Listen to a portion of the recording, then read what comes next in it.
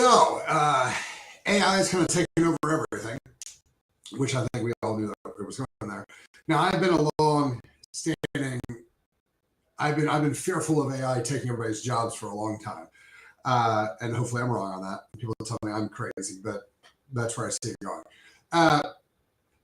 I do see it taking over a lot of parts of the healthcare industry, and some of it's going to be great, and some of it's going to be terrible. And some of it's going to be, for healthcare, and some of it's going to be bad for people. But so one of the things I see it starting to take over that'll be good is the vast majority of the cost for healthcare is administrative function. The doctors aren't making all the money. It's a lot of administrative stuff. So you can thin out a giant amount of the administration work with AI. One of the career paths I see going away real fast is radiology. So, you got a guy in a dark room looking at x-rays and MRIs and all this other stuff. Everything's digital now. The CTs, the MRIs, the x-rays, it's all digital. And we're starting to see that AI does actually a much better job of diagnosing issues through radiology than people do. So we're already at that cusp where it's kind of at the point where we can start thinning out the radiologists, we can start thinning out the radiological techs, and we can start having AI really help, diagnose some of that stuff. And I think that's going to be beneficial for the patient because it's going to be much faster, and I think we're going to get much better diagnoses and indications of things, and I think we're going to see them earlier. So it's great for the patient. Obviously, that's bad for all the docs who are radiologists, all the people who are going into radiology, radiological techs.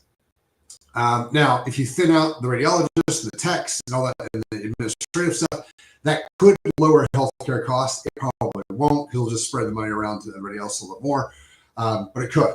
The other thing that we're starting to see is surgeons are able to start doing really cool surgeries online.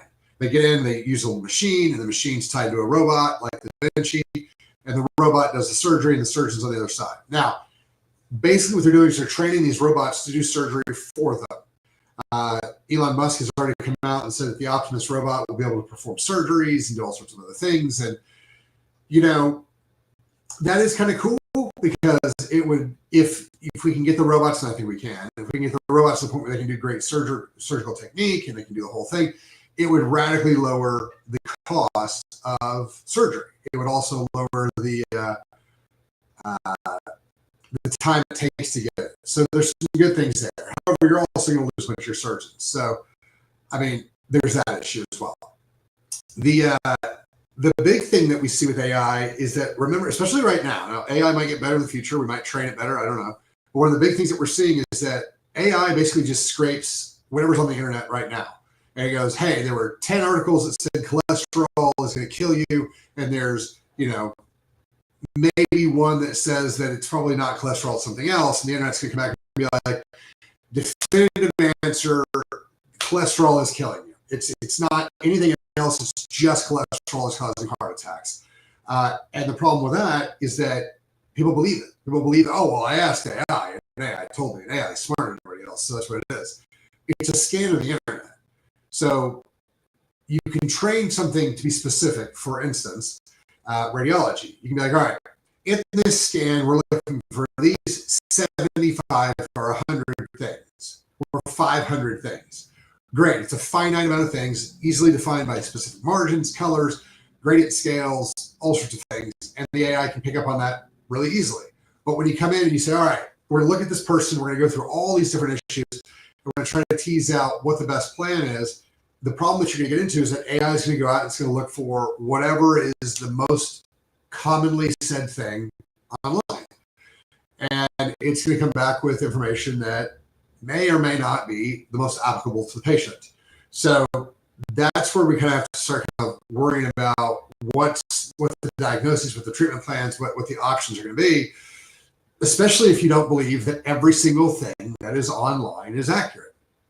Right now, in Europe, it's if you say anything that's specifically in the UK, if you say anything that's derogatory or negative about the government, you go to jail, like online. Like they have no First Amendment rights. Like if you say something the government doesn't like, they will put you in prison. If you're like, hey, maybe we should focus more on the citizens of the UK instead of the immigrants, that will get you in jail. And remember, they have socialized healthcare. So if you say anything negative about their healthcare system, you're saying negative things about the government, and they're sooner or later that's going to run you into problems, and they're going to put you in prison for it. So anything that's anti-vaccine, anything that's socialized medicine, anything that's pro-free choice and free healthcare, or not free healthcare, but free market healthcare, you're going to start seeing those people get put in prison for going against what the government mandate is. And so that's a really big issue. So as far as anything that's said online, if these people are from Europe, you can't believe it anymore because they can only say the government approved lines without getting in trouble. Tucker Carlson got in a big argument with Piers Morgan about this because Piers Morgan knows that if he says certain words, he'll go to jail. Whether you think about Piers Morgan or not, he does qualify as one of the more famous journalists in Europe.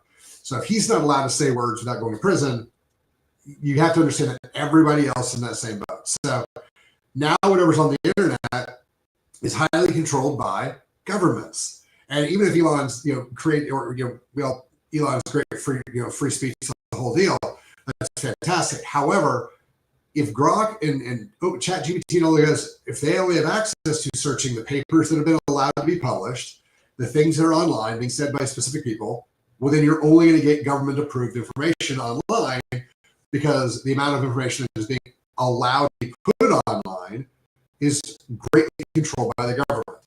So and the governments are obviously controlled by pharmaceutical interests and lobbies. So you really kind of have to start worrying about what is the information that's being given to me from the internet, from AI, because it is now being regulated at the scientific journal level, what the doctors are allowed to say online, and then whatever bots the government's putting out to fill the void of information. Because again, remember, if you have 2,000, 3,000 bots and they're all saying the same thing, it's gonna alter the way that the algorithms and the searches from AI go. So AI is great. You can use it to do a bunch of things. Just make sure that you're double checking what's being said, because again, this AI stuff is actually pretty easily manipulated if you want to create a grand narrative.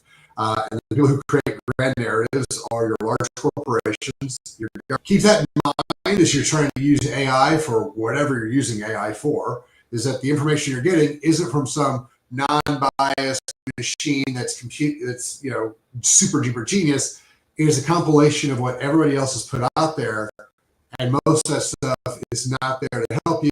It is there to control and lighting. So keep that in mind as we go through this. Like I said, there's some great things I think are coming from AI. I think it's going to help radically increase diagnosis ability. It's going to radically increase access to care, and hopefully it'll decrease administrative costs and speeds things up.